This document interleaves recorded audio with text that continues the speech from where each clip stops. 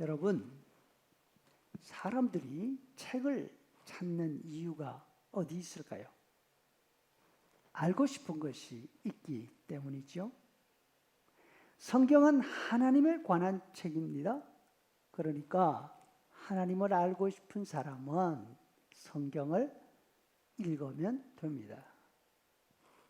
대학에 들어가면 첫 주간이 오리엔테이션입니다. 대부분의 학교에서 오리엔테이션 가운데 가장 많은 시간을 보내는 곳이 바로 대학 도서관입니다. 오래전에는 도서관의 전산 시스템에 갖추어져 있지 않아서 도서관 사용이 참 복잡했습니다.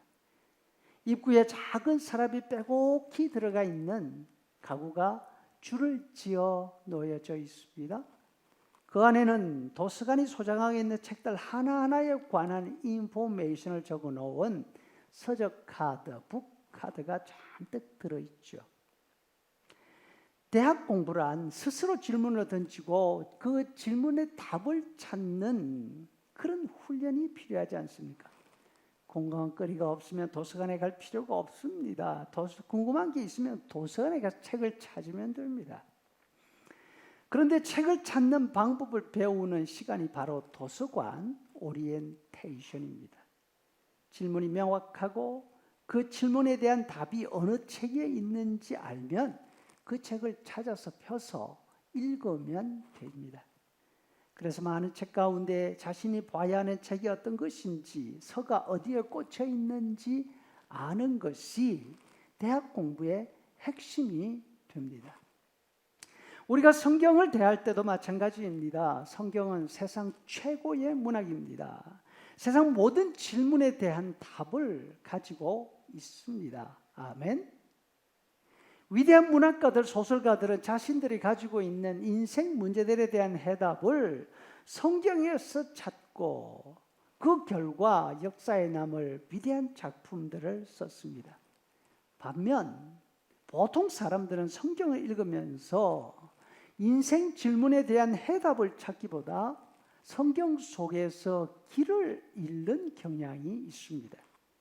성경을 읽으면서도 이것이 무엇에 대한 내용인지 혹은 무슨 말씀을 하시려는지 도무지 이해가 쉽지 않다 합니다.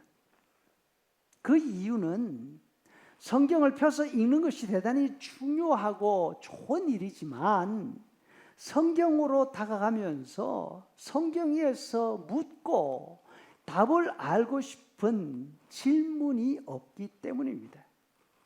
질문을 가지고 성경을 펴는 사람들은 늘 성경 안에서 해답을 찾아왔습니다. 요즘 사람들이 가장 궁금해하는 질문이 무엇인가 하면 세상의 기원, 우주의 기원입니다. 과학자들은 우주가 한 점에서 시작해서 대폭발을 일으키고 지금도 끊임없이 팽창되어 가고 있다고 믿습니다. 그래서 우주의 시작을 확인하려면 한없이 팽창하고 있는 우주의 끝을 보면 되겠다. 우주 끝에 무엇이 있는지 눈으로 볼 수 있으면 그곳이 바로 우주의 시작을 설명하지 않겠는가. 그 결과 가능한 한 우주의 먼 곳을 보려고 고성능 망원경들을 만들려고 노력했습니다. 이런 목적을 가지고 거대한 망원경을 우주에 쏘아 올렸습니다. 허블 망원경이라고 하는 것입니다. 과학자들은 이 망원경을 통해서 지구에서 가장 멀리 떨어져 있는 별들을 관측했습니다. 146억 광년 떨어진 별이라고 합니다. 과학자들은 그 별의 빛을 지금 보고 있지만 그 빛은 이미 146억 년 전에 그 별에서 떠난 빛이죠. 다시 말하면 아주 오래전 우주의 모습을 보고 있는 것입니다. 하지만 성경은 만물의 시작을 너무나 분명하게 말씀하고 있습니다. 하늘, 하나님의 손에 의해서 만들어진 것이다. 별들, 하나님이 그곳에 두신 것이다.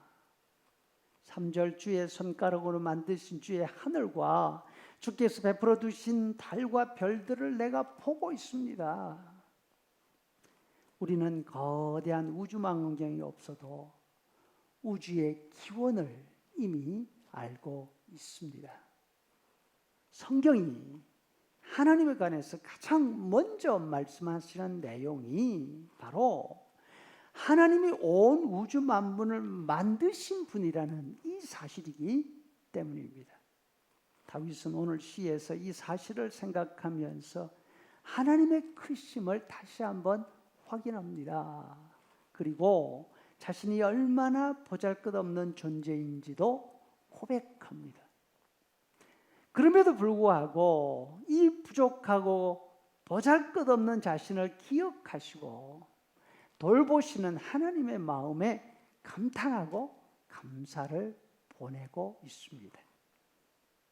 우리도 성경을 열 때마다 하나님의 온 우주 만물의 창조자이심을 기억하고 보잘것없는 우리를 기억하시고 사랑하시는 하나님 앞에 겸손한 마음으로 감사하는 마음으로 엎드릴 수 있기를 바랍니다.